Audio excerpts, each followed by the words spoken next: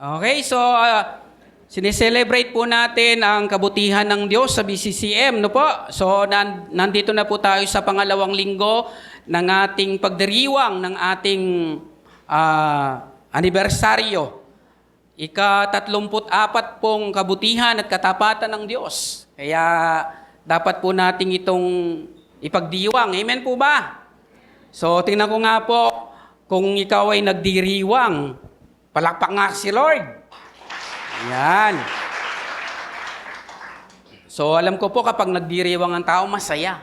Amen? Kaya dapat po tayo maging masaya kasi tingnan nyo po, no? 34 na taon na pong tapat ang Panginoon sa buhay natin bilang mga BCCM family. Kaya wala tayo pong dahilan para hindi natin ipagdiwang ang kabutihan ng Diyos. Okay? So, nung nakaraang preaching ko po ay tinalakay ko po kung paano tayo magkakaroon ng matatag na pananampalataya at pagsunod sa Diyos sa panahon ng iba't ibang kahadlangan. Amen po ba? Tatandaan niyo po ba yung mga nag-aralan natin? So, ngayong umaga po ay itutuloy ko po ang isa pang-aralin tungkol sa pananampalataya. No, at ang pananampalataya po ay nasusuri po sa dalawang bagay ayon po sa ating text sa umagang ito. Sige po, manalangin po muna tayo. Minsan pa, aming Diyos na makapangyarihan sa lahat, maraming salamat po sa iyo pong kabutihan at katapatan sa aming mga buhay bilang pamilya po ng BCCM. Lord, ipinagdiriwang po namin ng ika-34 mo pong pagkilos, pagmamahal, at pagkalinga sa simbahang ito, Panginoon. Kaya naman po, Diyos, sa oras pong ito, labis po ng aming pong kagalakan sa puso, Panginoon. Meron kaming Diyos na tapat na kagaya mo, na pinaglilingkuran, sinasamba sa lugar pong ito, Panginoon. Dalangin ko po na patuloy mo po kaming i-bless ng iyo pong mga salita. Buksan mo ang aming puso sa katotohanan po ng iyo pong mga salita sa umagang ito. Magamit po namin itong motivation ng aming buhay, pananampalataya. Masunod po namin ang iyo pong mga kautusan, Panginoon. Lord, maging ang iyong lingkod, bigyan mo lamang po ako ng, O Diyos, ng panahon upang iparangalan ang iyong pangalan sa pamamagitan po ng mensaheng ito, Panginoon. Ang karangalan mo lamang po, ang tangi po naming hangad, Panginoon. Salamat po. Muli, O Diyos, tanggapin mo po ang mataas na papuri, pasasalamat. Huwag aming dalangin sa pangalan ni Jesus. Amen. Okay, makibukas po kayo doon sa aklat po ng Santiago, chapter 2, verse 14 hanggang 26. Okay? So, ito pong teksto nito ay sinusuri po niya yung dalawang uri ng pananampalataya.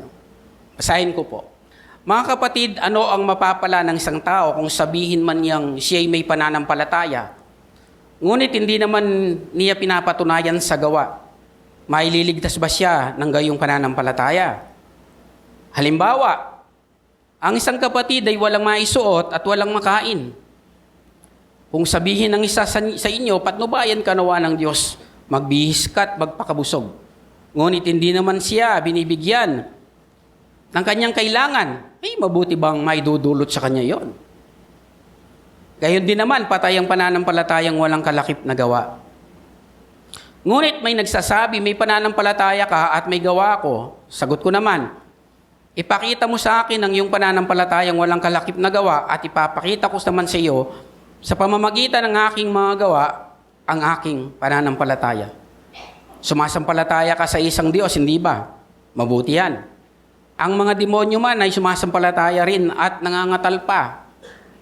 Ibig mo pa bang patunayan ko sa iyo, hangal, na walang kabuluhan? Walang kabuluhan ang pananampalatayang walang kalakip na gawa. Si Abraham ay kinalugdan ng Diyos dahil sa kanyang mga gawa nang ihandog niya sa dambana ang anak niyang si Isaac, hindi ba? Di ay makikita mo magkalakip ang kanyang pananampalataya at mga gawa. At naging ganap ang kanyang pananampalataya dahil sa kanyang mga gawa. Natupad ang sinasabi ng kasulatan, si Abraham ay sumampalataya sa Diyos. At dahil dito, siya ay binilang na matuwid Ang tawag sa kanya ng Diyos ay ang kaibigan kong si Abraham. Yan ninyo makikita na ibinibilang na matuwid ang isang tao dahil sa kanyang mga gawa at di dahil sa kanyang pananampalataya lamang. Gayon din si Rahab, ang babaeng may maruming pamumuhay. Malugod niyang pinatuloy ang mga tiktik ng Israel at itinuro pa sa kanila ang ibang daan upang sila'y makatakas. Dahil sa ginawa niyang iyon, siya'y binilang na matuwid. Verse 26, patay ang katawang hiwalay sa espiritu. Gayon din naman, patay ang pananampalatayang hiwalay sa gawa. Pagpalain po ang salita ng Panginoon. So ang aklat po ng Santiago ay naglalaman ng iba't ibang klaseng tema. No, marami pong team yan. Pero sa ating text, dinidiin po niya yung practical aspect of Christian life. No, na kung saan po ang paksa ng teksto ay upang unawain ang ugnayan o yung relasyon ng pananampalataya at ng gawa. Kaya ang panawagan po ng aklat na ito ay maging tagagawa ang mga mananampalataya sa salita ng Diyos. No, hindi lang may pananampalataya, dapat mayroong kalakip na gawa. At ito ang magpapakilala sa isang buhay na pananampalataya o ang tinatawag na makabuluhang pananampalataya. So, ibig sabihin po, dalawang pagsusuri ang pananampalataya. Alam niyo po, kapag daw po mayroong dumadaan na taon, mayroon dapat nagiging assessment ang tao. Di po ba? Di ba pagka New Year, may assessment ka, ano yung development, ano yung achievement mo sa loob ng dumaang taon. Ngayon, celebration po ng ating anniversary. Time of assessment, mga kapatid, kung ang pananampalataya mo ay walang kabuluhan at makabuluhan. So, yun yung dalawang assessment ng pananampalataya yung sinasabi dito. Pwede mong i-assess ngayon sa loob kaya ng isang taon, ang pananampalataya mo ba yung pananampalatayang makabuluhan? O yung pananampalatayang walang kabuluhan? Ibig sabihin ng walang kabuluhan na pananampalataya, yung may pananampalataya ka lang, hindi mo naman ginagawa. Amen? Pero yung pananampalatayang may kabuluhan, ito po yung may pananampalataya ka, pero ginagawa mo yung pananampalatayang yun. May kalakip yung gawa. So, dalawa ang assessment natin. Mamaya, tingnan nyo po, i-assess nyo po ang sarili nyo. Sa loob ba ng isang taon, no, celebration na naman ng anniversary, nagbago ba yung pananampalataya ko dati? No. Nag-progress ba yung pananampalataya ko? Okay? So, kaya po ang title po ng ating message, makabuluhang pananampalataya. Dapat ito po yung naaabot natin. Hindi yung pananampalatayang walang kalabuluhan, yung walang kalakip na gawa. Alam niyo po, sa loob po ng 108 verses po ng aklat ng Santiago, 54 po dyan na merong imperative command o yung mahalagang utos. No. Ang mababasa po natin, at ito po ay nagpapakita po ng kahalagaan ng paksang makabuluhang pananampalataya o pananampalatayang buhay na may gawa. So sa kabanata pong ito, una makikita natin ang panawagan na pangawakan ng pananampalataya sa Panginoong Yesus na walang pagkukulang. Kapag kasi ang pananampalataya walang gawa, iyan po ang kulang na pananampalataya. So paano po inilarawan ni Apostol Santiago na kulang-kulang na ang pananampalataya?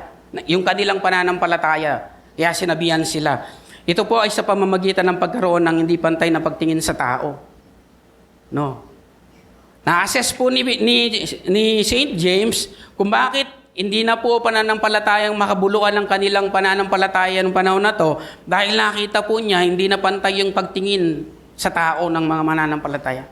Tingnan niyo po, in James 2 verse 1. Mga kapatid ko, bilang mga mananampalataya kay Jesucristo na ating maluwalhating Panginoon, dapat maging pantay-pantay ang tingin ninyo sa lahat ng tao. Kung may pumasok sa inyong kapulungan na isang lalaking may mga singsing na ginto at nakadamit ng magara at dumating din doon ang isang mahirap na puro sulsi ang damit at inasikaso ninyong mabuti ang nakadamit ng magara at sinabi sa kanya, dito kayo maupo. at sinabi naman ninyo sa mahirap, tumayo ka na lang dyan, o kaya sa sahig ka na lang umupo. Nagtatangi na kayo at humahatol ng mali.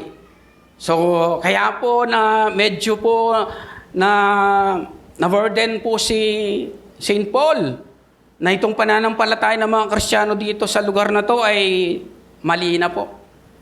Kasi pag patay na yung pananampalataya mo, hindi na patas yung tingin mo sa tao. No, yun po ang kanya pong nakita. Kaya, ang makabuluhang pananampalataya hindi po nagpapakita ng partiality o kulang-kulang. Amen. Kapag sinabi pong makabuluhang pananampalataya o buhay na pananampalataya, hindi mo makikita yung tinatawag na partiality o yung paksa-paksa, paksyon-paksyon lang, kulang-kulang lang. Pwede kasi, mga kapatid, pwede pong magkaroon ka lang ng pananampalataya pero walang gawa. Yun po ang sinasabi ng partial faith. Pero dito po ayaw niya. Hindi po niya sinasabi, hindi po niya pinapagawa na magkaroon tayo ng partiality o kulang-kulang na pananampalataya. Ang sabi po ng verse 14, mga kapatid, ano ang mapapala ng isang tao kung sabihin man niyang siya ay may pananampalataya, ngunit hindi naman niya pinapatunayan sa gawa, maililigtas ba siya ng gayong pananampalataya? Halimbawa, ang isang kapatid ay walang maisuot at walang makain. Kung sabihin ng isa sa inyo, patnubayan ka nawa ng Diyos, magbihis ka at magpakabusog. Ngunit hindi naman siya binibigyan ng kanyang kailangan, may mabuti bang maidudulot sa kanya yon? Gayon din naman, patay ang pananampalatayang walang kalakip na gawa. No? So, hindi po siya nagpapakita ng partiality of faith. No, ang makabuluhang pananampalataya, buo. Merong faith, merong gawa. Yun po dapat ang nag-gain ng isang Kristiyanong katulad natin. Bilang mga anak ng Diyos, no, na biniyayaan ng kaligtasan, kalakip ang pananampalataya, dapat ito na po yung assessment mo sa iyong buhay ngayon. Makabuluhang pananampalataya, yung may gawa, yung buhay na pananampalataya.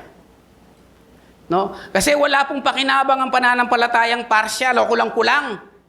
Wala pong pakinabang yun. Ang sabi niya, ano bang mapapakinabangan ng pananampalataya mo? Wala namang gawa. Di ba sabi niya?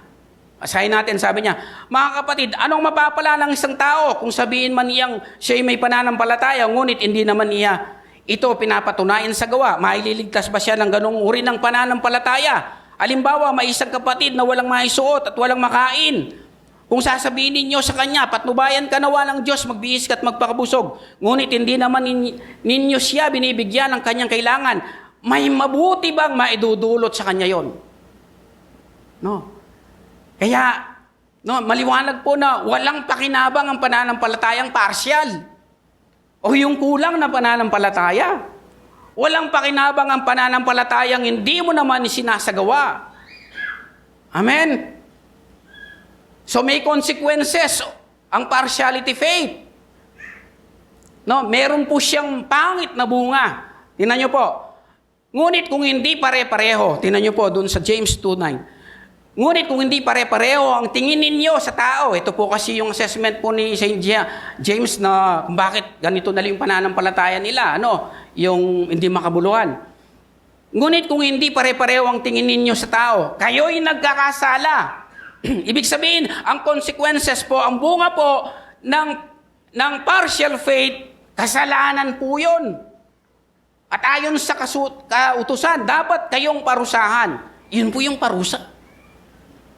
Kaya dapat po ang isang Kristiyano, pinupuntahan niyang pananampalatayang uri ng pananampalataya, yung makabuluhan. Hindi yung walang kabuluhan.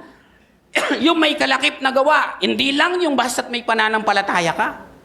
May consequences. May masamang idinudulot kung may pananampalataya ka lang, pero hindi yun ginagawa. Walang kalakip na gawa. Kaya kapag alam mo na ang makabuluhang pananampalataya ay may kalakip na gawa, pero hindi mo yun ginagawa, anong sabi niya? In James 4:17, ang nakakaalam na dapat niyang gawin ang mabuti, ngunit hindi yun ginagawa, ay nagkakasala. Maliwanag po na nagkakasala. Ang bunga po ng ganong uri ng pananampalataya, yung walang kabuluhan, yung patay na pananampalataya, nagkakasala tayo sa Diyos. Kasi biniyayaan tayo, niregaluhan tayo ng Diyos ng pananampalatayang buhay. Amen. Gumagawa para sa kanyang kaharian. Hindi tayo binigyan ng Panginoon ng pananampalatayang patay. Kaya walang kalabuluhan pag walang gawa. Amen. So mga kapatid, ang makabuluhang pananampalataya ay makikita sa kanyang gawa. Sa gawa, ay nalimbawa po niya si Abraham. Tingnan nyo. In verse 21, si Abraham ay kinalugdan ng Diyos dahil sa kanyang mga gawa. Nang ihandog niya sa dambana ang anak niyang si Isaac. Hindi ba? Alam naman po natin ang kasaysayan. Kaysa isang anak, matagal na hinintay. No? Tapos, sinabi ng Diyos sa kanya, ihandog mo sa kanya. Ihandog mo sa akin ang iyong kaysa isang anak. Susunugin. Anong ginawa ni Abraham? Hindi niya pinagkait. Yun yung pananampalataya. May pananampalataya sa Diyos. Kapag sinabi naman ng Diyos, sumusunod. Yun yung buhay na pananampalataya. Yan ang tinatawag na makabuluhang pananampalataya na dapat meron ng isang Kristiyano na nagse-celebrate ng goodness ni Lord. Amen. Tuloy natin. Di ay makikita mong magkalakip ang kanyang pananampalataya at mga gawa. At naging ganap. Tingnan nyo, ang salita, ganap. Hindi ganap ang pananampalataya kasi kapag walang pagsunod, walang aksyon. At naging ganap ang kanyang pananampalataya dahil sa kanyang mga gawa. No? Kaya mga kapatid, hindi ganap po yung pananampalataya mo. Kapag hindi mo sinusunod, walang pagsunod, walang gawa. So, siguro na-assess mo sarili mo ngayon. No, tagal mo ng Kristiyano pero hindi pa pala yung makabulong pananampalataya ang meron ako. Dadaan na naman ang isang taon, nagse-celebrate na naman kami ng kabutihan ng Diyos, ng anibersaryo. No, hindi pa pala ganon ang uri ng pananampalataya ko. So ano naman ang resulta ng may makabuluhang pananampalataya? Kanina, ang resulta po ng walang kabuluhan, nagkakasala at dapat na parusahan. Ano naman po ang resulta ng may makabuluhan? In verse 26 sabi niya, 23, natupad ang sinasabi ng kasulatan. Si Abraham ay sumampalataya sa Diyos at dahil dito siya ibinilang na matuwid. No, ibibilang na matuwid ang isang tao kapag meron siyang pananampalatayang may pagawa. Yun po yung result. Yun po yung blessing ng pananampalatayang makabuluhan. Ibibilang ng Diyos. At sabi niya, at ang tawag sa kanya ng Diyos ay ang kaibigan kong si Abraham. Nagiging kaibigan tayo ng Diyos kung ang pananampalataya natin ay may kalakip na pagsunod, may kalakip na gawa. Hindi lang pananampalataya basta mayroong kang sinabi. No? Pwede kasing ganun lang. May pananampalataya ako. Kaya sinasabi dito nung conversation, pakita mo nga yung pananampalataya mo. No? Kailangan may gawa po mga kapatid. Mga kapatid, sa mga nakita nating paglalarawan ng Bible tungkol sa makabuluhang pananampalataya, paano natin ito kikilalanin sa ating buhay? No? Ang makabuluhang pananampalataya hindi tungkol sa atin. Hindi sa ating nakamit sa buhay. Hindi kung anong meron ka. Hindi kung anong natanggap mo. Hindi kung gaano kalaki ang blessing mo. Ang makabuluhang pananampalataya ay tungkol sa Diyos. Kung ano ang maibibigay mo sa Diyos. Kung ano ang babahagi mo para sa expansion ng kanyang kaharian dito sa lupa. Inyong makabuluhang pananampalataya. Hindi yan sa mga bagay-bagay na meron ka. Yung iba sabi nila, kasi malakas ang pananampalataya ako kasi meron ng blessing. Hindi po. Ang makabuluhang pananampalataya ay tungkol sa Diyos. Kung ano ang maibibigay mo sa Diyos, kung ano ang maibabahagi mo para sa expansion ng kanyang kaharian dito sa lupa. Kung paano mo mapaglilingkuran ng Diyos, yan ang makabuluhang pananampalataya. Amen. So, suri-suri ng pananampalataya mga kapatid. Alam nyo, kwento ko lang, nang Panginoong Hesus ay sumunod sa utos ng kanyang ama bilang handog sa kasalanan ng mga tao. Sumunod siya para sa layunin ng kanyang ama. No. Kaya naman ipinarangalan siya at binigyan siya ng pangalan higit kanino man. Ibig sabihin, ang makabuluhang pananampalataya ay nagbibigay ng makabuluhang pamumuhay. Amen. Kaya ang isang Kristiyano, kapag hindi dumating, nakarating sa makabuluhang pananampalataya, yung faith niya, hindi niya makakagain ng makabuluhang pamumuhay. Bakit? Alam niyo po ba, lahat ng tao sa Bible ay may makabuluhang pananampalataya at nagkaroon ng makabuluhang buhay. No? Tingnan niyo po kanina yung tanong.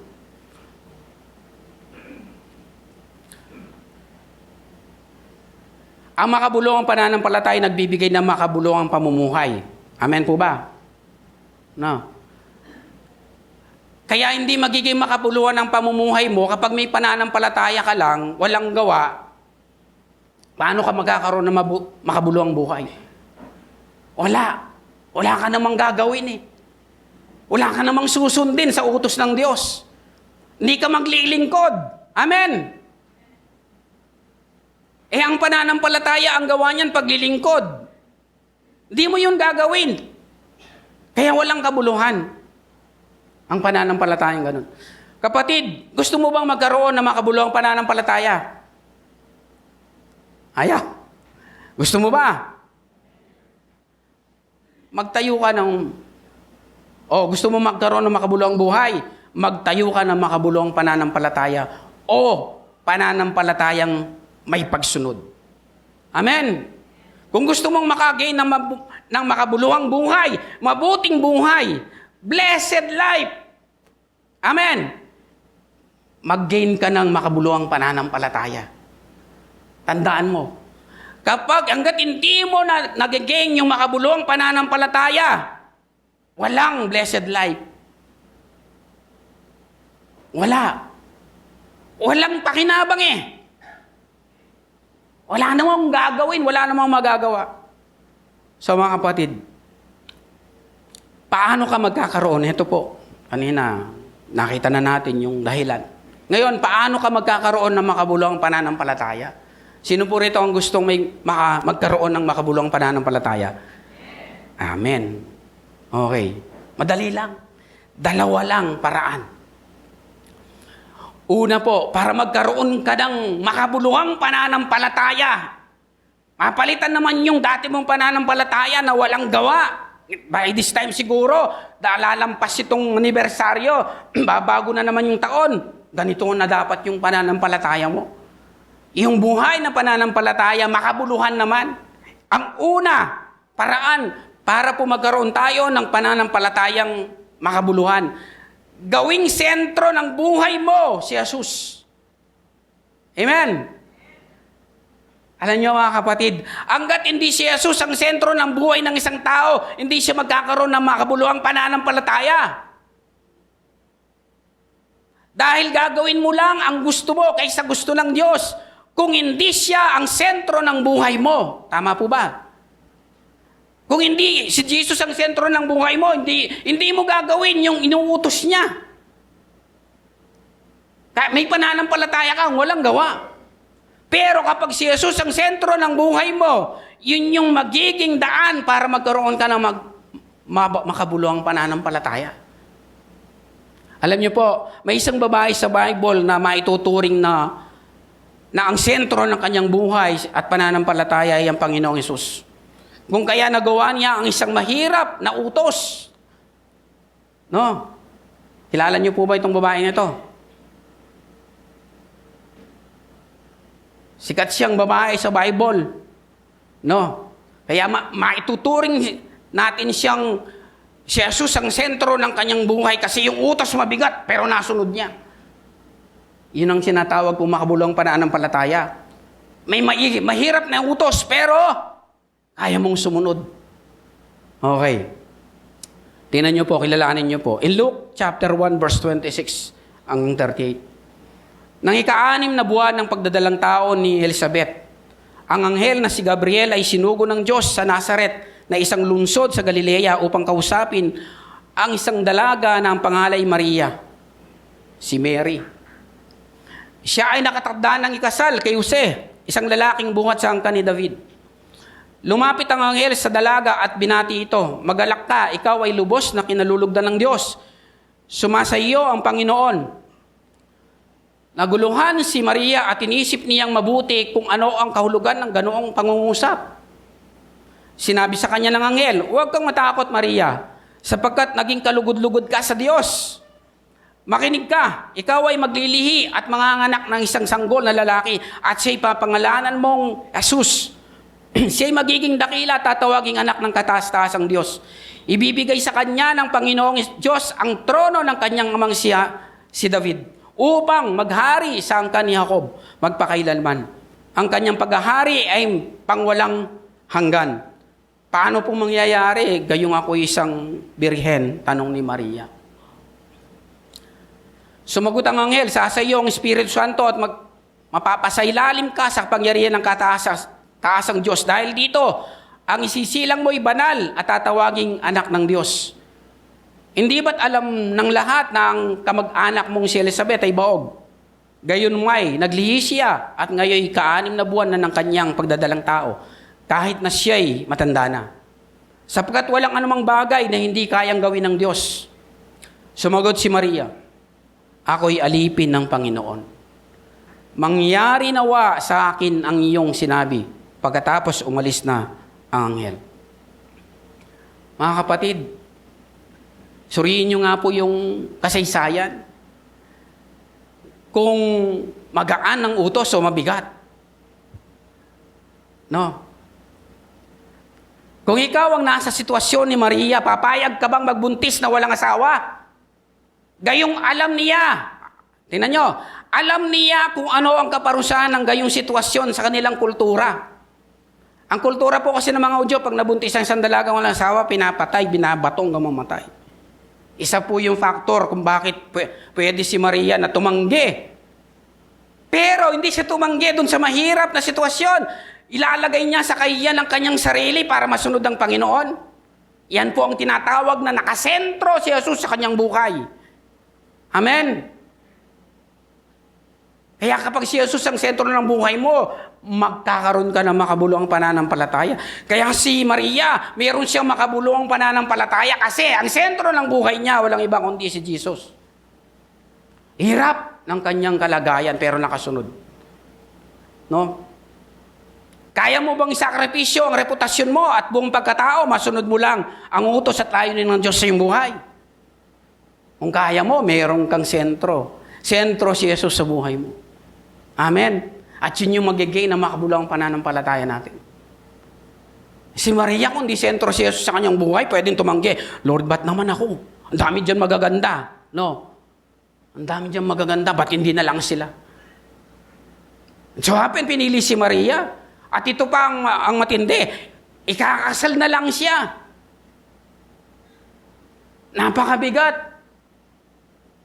Pero dahil nakasentro ang kanyang buhay kay Jesus, si Jesus ang sentro ng kanyang buhay at pananampalataya. Anong sabi niya? Sabi niya doon sa last verse natin kanina, no? Pumayag siya. Ginawa niya yung utos na mahirap ng Panginoon. Amen. Yan ang taong merong nakasentro ang buhay kay Kristo. Kinaya po niyang lahat, iyan ni Maria. Dahil nakasentro si Jesus sa kanyang buhay. Makakayanan mo rin ang ganyang kabigat na utos kung si Jesus ang sentro ng buhay mo. Amen.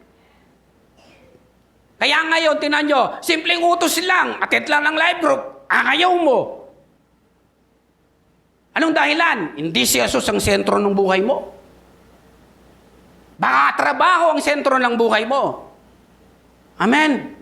Pero kapag sentro ng buhay mo si Kristo, gaano man kahirap yung pinapagawa niya, susunod ka. Amen. Gaya ni Maria. Hindi po pangkaraniwan, hindi po simple yung utos na yon. No. Nakasalalay po yung kanyang buong reputasyon, maging ng kanyang pamilya. Makakayanan mo kapatid kung gagawin mong sentro ng buhay mo si Jesus. Yung mga utos na yan, simple pa nga yan eh. No? Simple pa nga yung mga inuutos na sa atin. Actually, itong pagsisimbang ito, utos yan na hindi mo pwedeng pakiusap na hindi gawin. Utos yan. Pero marami pa rin din nakakagawa. Bakit? Baka hindi pa si Jesus ang sentro ng buhay mo. Kaya mga kapatid, alalahanin mo naman. Dadaan ng 1 taon. Kung hindi si Jesus ang sentro ng buhay mo, gawin mo naman siyang sentro. No? 4 na taon ka na, 5 taon, 10 taon ka ng Kristiyano. Duungan niya Jesus, hindi sentro. Kaingin. Dapat sentro si Jesus sa buhay natin. Amen. Wala naman pong mag-aangutos. Amen. Lahat mahirap. Yung kaya ang pinapagawa ni Lord kay Maria at yung pinapagawa niya kay Abraham, kaya. Kung hindi nakasentro ang buhay nila sa Diyos, hindi yun magagawa. Kaya po, ang taong nakasentro si Jesus sa kanyang buhay, ay kaya niyang talikuran ng sariling layunin, masunod lang ang layunin ng Diyos. Amen? Pag nakasentro ang buhay mo, kaya mong talikuran yung sarili mong desire, yung sarili mong kapakanan para masunod mo yung layunin ng Diyos. Yan ang nakasentrong buhay kay Kristo. At yun yung makabuluhang pananampalataya. Minsan hindi mo kayang talikuran. Araw ng pagsimba pero hindi mo kayang talikuran yung overtime. No. Hindi po nakasentro si Jesus pagka ganun. Gawin natin siyang sentro. Matagal na yung church, 34 years. O kaya ikaw, ilan taon ka na doon sa 34 na yun? Pero hanggang ngayon ba? O ba nagyay Jesus kembye mo? Mas malaot yun. No. Hindi sa sentro. Ang taong nakasentro si Jesus sa kanyang buhay, kaya niyang magsakripisyo. Amen. Pag nakasentro si Jesus sa buhay ng isang tao, kaya niyang magsakripisyo. Pero kapag hindi si Jesus ang sentro, ayaw ng sakripisyo. No. Gusto yung lahat ng masarap. Yan po ang taong may makabuluhang pananampalataya. Kapag sinabi o inutusan siya ng Diyos, ginagawa niya na walang partiality. Hindi kulang, kundi buo. Ang buong pananampalataya may gawa. Amen? Ang makabuluhang pananampalataya, sinusunod ang utos ng Diyos na walang partiality. Walang pagkukulang. Buo. Siyang sumunod. Amen? Medyo po meron tayong ngayon, yung application dito. Sa Sunday po, culmination po ng first fruit. No. Utos po yan. Hindi po inutos ni pastor na magbigay ng first fruit. Utos sa mga mananampalataya. Paano ka ngayon susunod? No.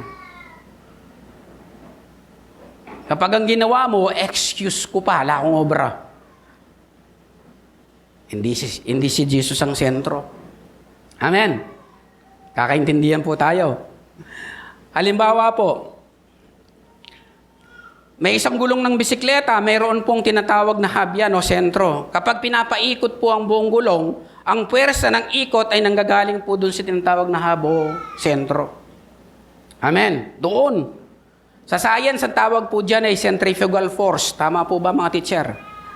Science teacher. Tawag po niyan centrifugal force ng science. Alam nyo, bawat tao ay may tinatawag pong sentro ng buhay na iniikutan. Amen. Pwedeng ikaw ito, ganito ka. Pero dapat si Jesus ang sentro ng buhay natin. Dapat si Jesus, doon tayo umiikot. Yung buhay natin umiikot kay Jesus. Pero marami pong tao na may mga iba't ibang sentro yung buhay niya. Pwedeng trabaho ang sentro ng buhay mo. Pero wala kang makabuluhang pananampalataya nun. Pwedeng, umiikot ang buhay mo sa negosyo. Pwedeng umiikot lang ang buhay mo sa pamilya. Sentro. Pwedeng umiikot lang ang buhay mo sa social media. Pwedeng umiikot lang ang buhay mo sa pag-aaral. Yan ang pwedeng maging sentro ng buhay ng tao. Pero anong sabi ng Diyos? Dapat ang sentro ng buhay ng isang tulad nating mananampalataya ay walang iba kundi si Jesus. Eh, hindi ka makasunod eh. Kasi sentro ng umiikot ang buhay mo sa trabaho. Umiikot ang buhay mo sa pamilya, sa negosyo, sa pag-aaral, sa social media. Mga kapatid, dapat bilang totoong Kristiyano na may makabuluhang pananampalataya, si Jesus lang ang sentro ng ating buhay. Sa Kanya dapat umiikot ang ating buhay. Amen. Totoo kang mananampalataya. Si Jesus ang sentro ng buhay mo at dun umiikot ang buhay mo sa Kanya. Hindi kung kani-kaninong pinapaikot. Sino po yung taong si Jesus ang sentro ng kanyang buhay? Ang taong nakasentro si Jesus ang kanyang buhay, ang pinakamataas niyang layunin sa buhay ay hanapin at paglingkuran ng Diyos. Amen. Ito yung pinakamataas niyang desire sa kanyang buhay. No? Hanapin at paglingkuran si Lord. Yan ang taong sentro si Jesus. Tingnan niyo po, Jeremiah 29:13. Kapag hinanap ninyo ako, ako'y inyong matatagpuan. Kung buong puso ninyo akong hahanapin. No? Pag ang layunin, yung pinakamataas na layunin ng buhay mo, hanapin, paglingkuran ng Diyos, nakasentro si Jesus sa buhay mo. Pero kapag ang pinaka-desire mo lang sa buhay, hanapin pera, hanapin kung ano-ano, yun ang sentro ng buhay mo. Kaya paano ka makakagain ng makabuluhang pananampalataya? Kung hindi tama yung sentro ng buhay mo. Ang tao nakasentro si Jesus sa kanyang buhay. Pangalawa, buhay niya ang magbasa ng salita ng Diyos. Amen. Lifestyle niya, longing niya, yung Word of God, yung Bible. Kung magtatanungan tayo ngayon, ilang beses ka magbasa ng Bible? Pag gusto mong matulog? Pag may problema ka, babasa ka ng Bible? Dapat lifestyle mo yon. Parang pagkain dapat yung salita ng Diyos sa'yo. Yan ang taong nakasentro si Jesus. Yung Biblia, longing niya. Longing niyang basahin at pagbulay-bulayan. Amen? Pero kapag ang Biblia, nandiyan na nga sa cellphone mo, hindi mo man binubuksan, yung Facebook, hindi Holy Book ang lagi mong binibuksan, ba? Hindi nakasentro si Jesus dyan. Sa buhay na yan. Ang sabi po ng awit, 119 verse 148, hindi ako makatulog. Ito dapat yung lifestyle ng isang totoong Kristiyano. Hindi ako makatulog, magdamag na laging gising, at ang aking binubulay ay ang bigay mong aralin. Ano yung tinutukoy? Salita ng Diyos.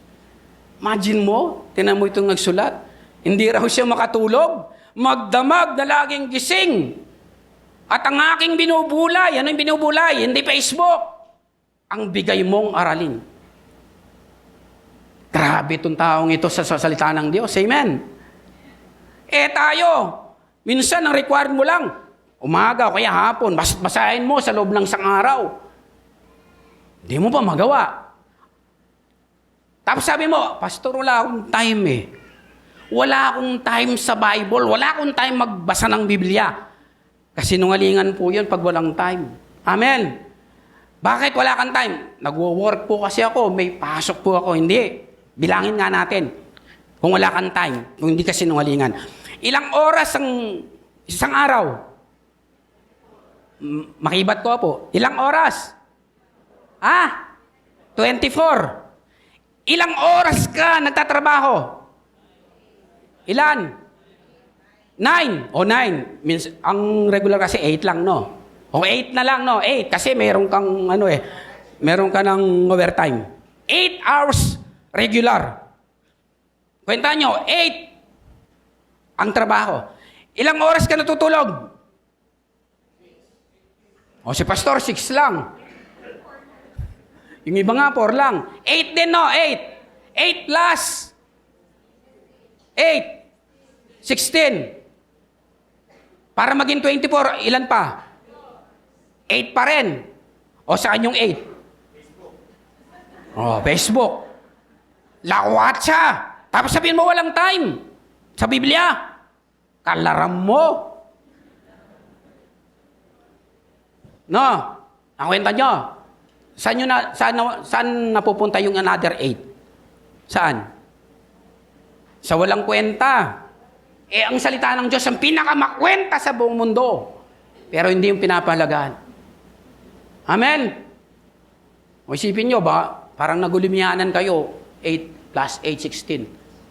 Hanapin mo kung saan yung 8 na isa para maging 24. Amen? Ito sabi niya, magdamag, nagising, laging gising, at ang aking binubulay, ang bigay mong aralin. Grabe. Sobra na kayong Word of God. Yun naman talaga ang may nakasentro ang buhay niya kay Jesus. Yun yung taong ganun. Mas maraming panahon kay Lord. No. Hindi sinasayang yung panahon. Binibigay kay Lord. Ang taong nakasentro si Jesus sa kanyang buhay. Pangatlo, nakikita sa kanya ang bunga ng Espiritu. Meron siyang fruit of the Spirit. Kapag nakasentro si Jesus sa buhay mo, ito'y makikita sa'yo. Sabi niya, subalit ang bunga ng Espiritu ay may nakikita sa yung love, yung pag-ibig, yung kagalakan, yung kapayapaan, katsagaan, kabaitan, kabutihan, katapatan, kainahunan, at pagpipigil sa sarili. Yan po yung taong nakasentro si Jesus. Meron siyang bunga ng Espiritu. Tingnan mo ang sarili mo. Meron ka bang pag-ibig sa kapwang hindi ka ibig-ibig? Meron ka bang kagalakan kahit may problema ka? Nakasentro si Jesus sa buhay mo. Meron ka bang kapayapaan kahit na nandyan yung mga kagulumihanan sa buhay? Matyaga ka ba? Kahit mainit, kahit na napapagod ka, tiyaga ka pa rin. Mabait ka ba? Kabutihan, katapatan. Meron ka bang gentleness? At meron ka bang self-control? Si Jesus ang sentro ng buhay mo. Pero pag wala ito, ibang sentro ng buhay mo. No? Hindi kay Jesus umiikot ang buhay mo. Pangapat, ang taong nakasentro si Jesus sa kanyang buhay ay hindi inuunang sarili kundi si Jesus. Pag nakasentro ang buhay mo sa Kanya, siyang nauuna, hindi yung sa'yo. Amen. Hindi ikaw ang nauuna. Ang Diyos ang nauuna pag nakasentro. Tingnan niyo po, sabi ni Paul in Philippians 3:10, ang tanging hangarin ko ngayon ay lubusang makilala si Kristo. Maranasan ang kapangyarihan ng Kanyang muling pagkabuhay. Makibahagi sa kanyang mga paghihirap at maging katulad niya sa kanyang kamatayan. Tingnan nyo. Kung ano si Jesus, yun yung gusto ni Paul. No? Kung ano si Jesus, gusto ni Paul, ganun siya. Kaya sabi niya, imitate me as I imitate Christ. So, inuuna dapat ang Diyos sa buhay natin. Yun ang utos niya. No? Seek first the kingdom of God and His righteousness. All of those things shall be added unto you. Yan po ang larawan ng isang taong nakasentro si Jesus sa kanyang buhay. No? Inahanap niya, pangunahing inahanap niya, at pinaglilingkuran si Jesus sa kanyang buhay. Buhay niya magbasa ng salita ng Diyos, nakikita sa kanya ang buong ng Espiritu, laging una si Jesus sa kanyang buhay. Yan ang taong nakasentro si Jesus sa kanyang buhay. So, pangalawa, paano ka magkakaroon ng makabulong pananampalataya? Mabuhay ka sa purpose ng Diyos. Amen? Pangalawang paraan para makagain tayo ng makabulong pananampalataya, dapat nabubuhay tayo ayon sa layunin ng Diyos. Ayon sa purpose ng Panginoon sa ating buhay. Katulad ni Maria, nabuhay siya sa layunin ng Diyos, kaya siya nagkaroon ng makabulong pananampalataya. Sabi niya po dito sa verse 38, sumagot si Maria, ako'y alipin ng Panginoon. Mangyari, tinan nyo, ang layunin ng Panginoon, ang ginusto niya. Nabuhay siya sa layunin ng Diyos. Ako'y alipin ng Panginoon. Mangyari nawa sa akin ang inyong sinabi. Yung layunin ng Diyos, dun siya nabubuhay. Kung gusto mo makagain ng makabulong pananampalataya, dapat mabuhay ka kung anong layunin ng Diyos. Doon sa layunin at purpose ng Panginoon sa ating buhay. Amen. Di ba? Ang purpose, the main purpose of our life is to glorify the Lord. Yun yung layunin ng buhay na. Dapat doon tayo. Laging ang karangalan ng Diyos ang nagagawa natin. Ang taong nabubuhay sa layunin o purpose ng Diyos, makikita sa kanya ang mga salitang ito. Ito yung salita. Kapag daw ang taong nabubuhay sa purpose ng Panginoon, ito yung mga salita na meron ka. Ito yung mga katangian na meron ka. Okay. So gusto ko pong bigyan po ng yung salitang purpose. No, isa-isahin po natin yung letter. Ganito po ang buhay ng isang taong nabubuhay sa layunin ng Diyos, sa purpose ng Diyos. Kapag nabubuhay ka sa layunin ng Diyos, ganito po. Letter P po, perspective. Ibig sabihin, may maka-Diyos kang pananaw sa buhay. No. Kapag ang isang tao daw nabubuhay sa layunin ng Diyos, yung perspective niya ay panlangit, hindi panlupa. Amen. Yan po yung katangian ng taong nabubuhay sa layunin ng Diyos. No, heavenly things yung perspective niya sa buhay. Yung pananaw niya sa buhay, makalangit, hindi makamundo. Hindi makalupa. Amen. Ano pa? Makalangit, hindi makamundo ang pananaw ng isang taong nabubuhay sa layunin ng Diyos. Ano yung pangalawang letter? Letter U, useful. Ang taong nabubuhay sa layunin ng Diyos, useful yan. Kagamit-gamit ang buhay. May naitutulong, may naiaambag sa gawain ng Diyos. Kapag ikaw ay nabubuhay sa purpose ng Panginoon, useful dapat yung buhay mo. Sa anumang paraan, dapat nagagamit yung buhay mo. Amen. Meron kang hambag, meron kang naitutulong sa advancement ng karya ng Diyos dito sa lupa. Yun yung usefulness. No, baka nagkakamali tayo, parang preacher lang ang useful sa kingdom ng Diyos. Hindi po.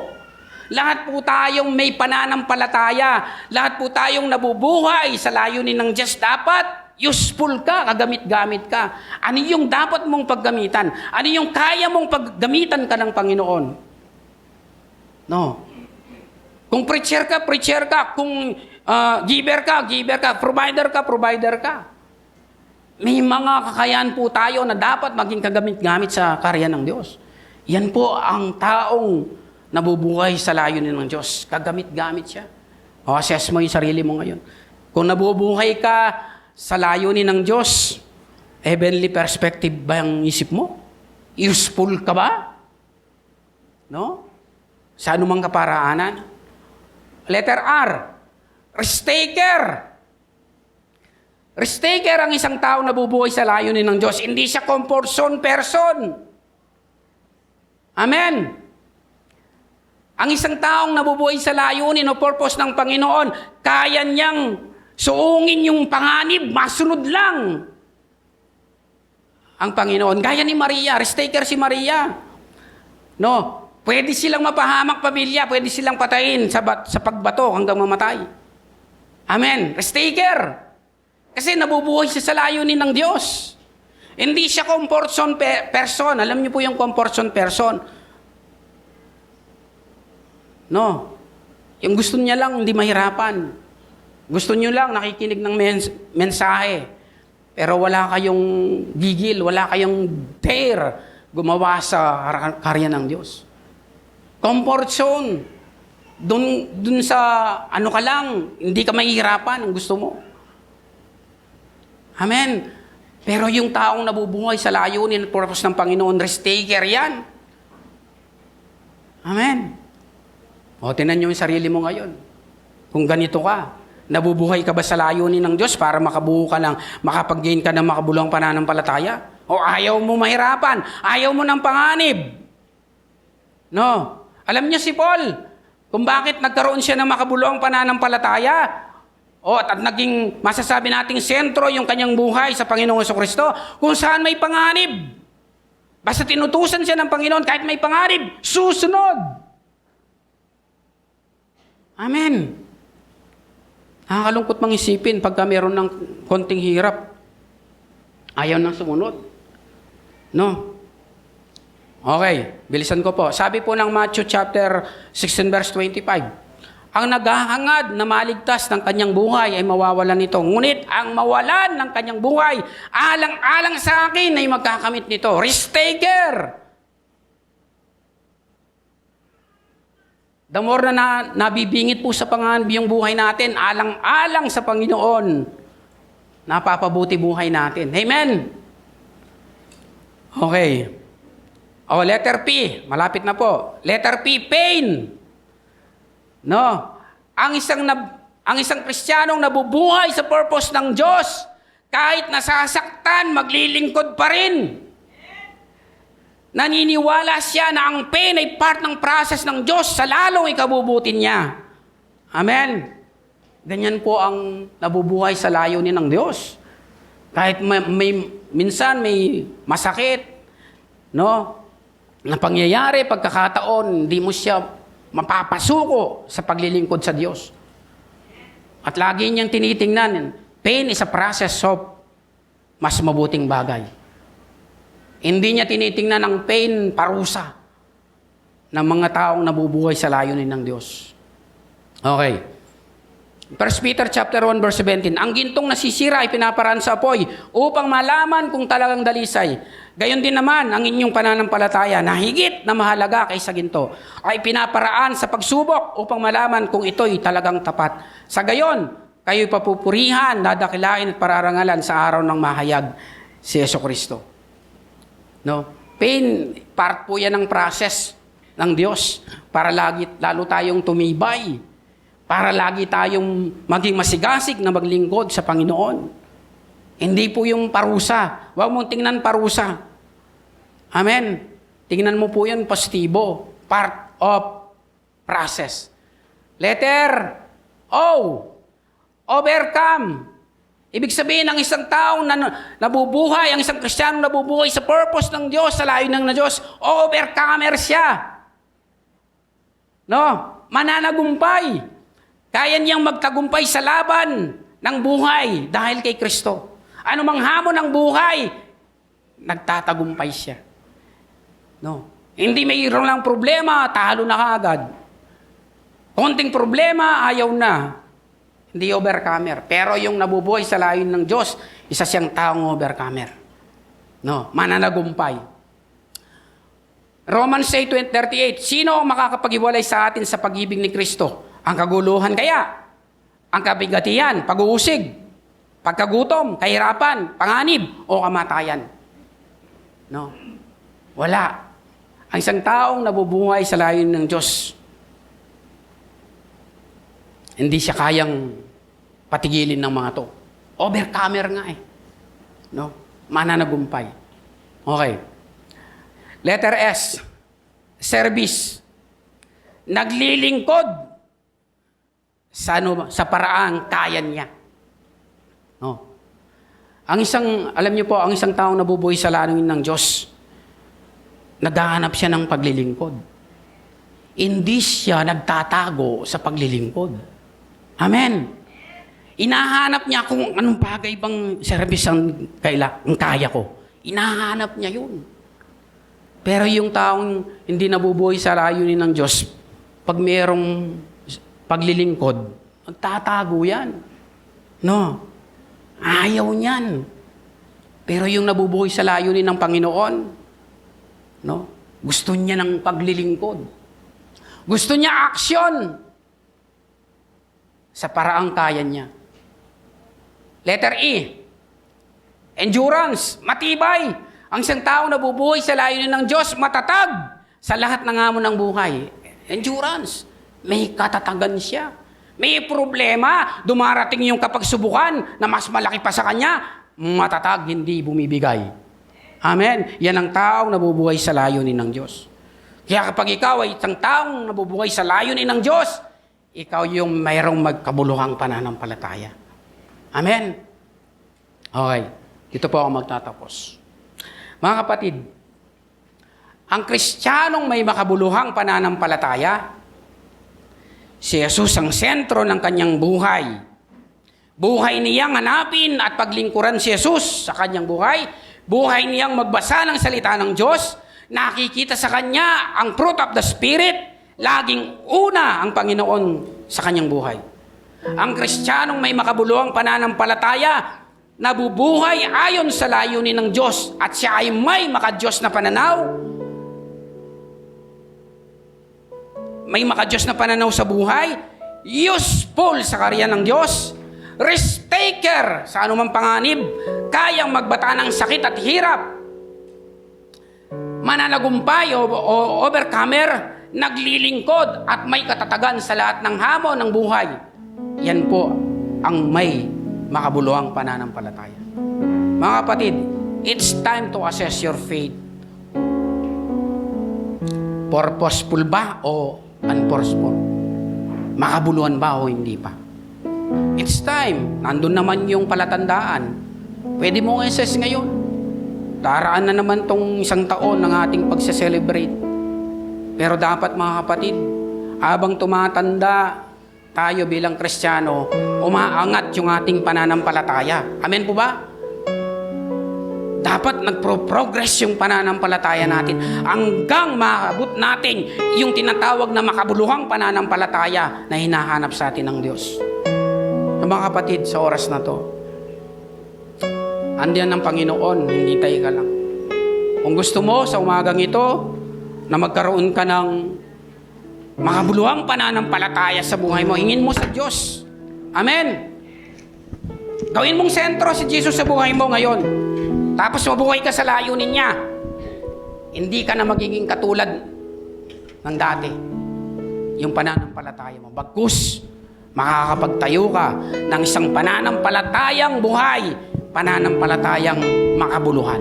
Amen po ba? Sige po, tayo pong lahat ay tumayo. Habang inaawit po natin ang awiting ito, reflect po tayo sa ating sarili mga kapatid. Kilalanin po natin, assess mo yung sarili mo. At kung nasuri mo, Lord, hindi pa ganun yung pananampalataya ko.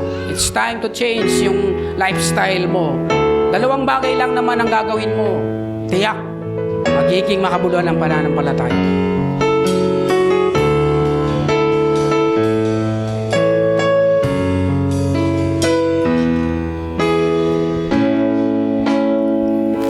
I need you to soften my heart and break me apart. I need you to open my eyes and see that you're shaping my life. All I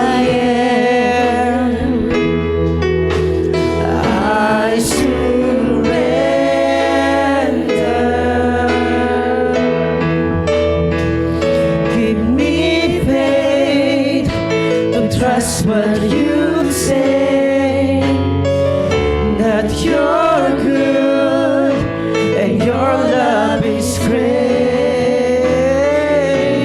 I'm broken inside, I give you my life. Oh,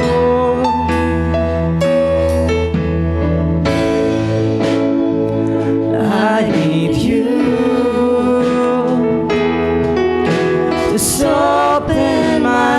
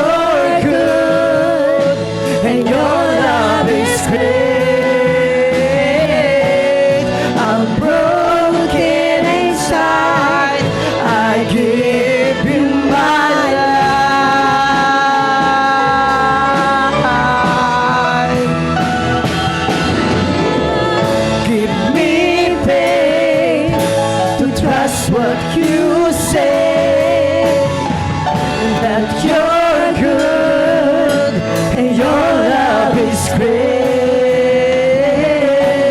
I'm broken inside, I give you my life.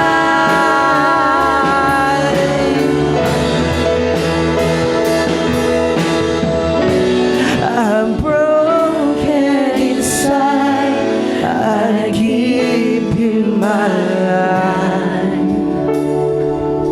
Oh yes, Lord.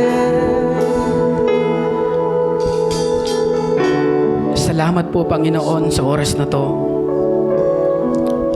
Salamat po sa pananampalatayang regalo mo po sa amin, Panginoon, upang patuloy po kaming makasunod sa iyo pong kalooban at kagustuhan, Panginoon. Lord, ang tanging hangarin po namin ngayon, ang hangad po namin, ay magkaroon po kami ng pananampalatayang makabuluhan. Ito po yung pananampalatayang may kalakip na gawa, Panginoon. O Diyos, tulungan mo po kami maging sentro ka namin ng aming buhay. Tulungan mo po kaming mabuhay ayon sa layunin mo, Lord, para po maganap po yung pananampalatayang makabuluhan sa aming buhay, Panginoon. Salamat po, Panginoon, sa iyo pong mga salita sa umagang ito, Panginoon. Lord, nakilala po namin kung sino kami ngayon, Panginoon, sa larangan ng aming pananampalataya sa iyo. O Diyos, kung meron man po sa amin ngayon na na-assess yung kanyang pananampalataya na may kabuluhan, ipagpatuloy mo, kapatid. Pero kung merong na-assess mo sarili mo, yung pananampalataya mo, hindi mo pa naaabot yung makabuluhang pananampalataya o buhay na pananampalataya, gaya ng ating inawit, ingin mo sa Diyos. Ang Diyos ay saganang magbigay, hindi yan nanunumbat. Ibibigay niya sa iyo yung pananampalatayang ayon sa kanyang kagustuhan. Salamat po, Panginoon. Pagpalain mo po ang bawat isa. Lord, taglayin po namin ang salita mo sa umagang ito. Ipapamuhay po namin ito, Panginoon. Kung ano narinig po namin, di masasayang, gagawin po namin. O Diyos, salamat po. Maraming salamat po. Sa iyo po ang lahat ng papuri, pasasalamat. Ito po ang aming dalangin sa pangalan ni Jesus. Amen and amen.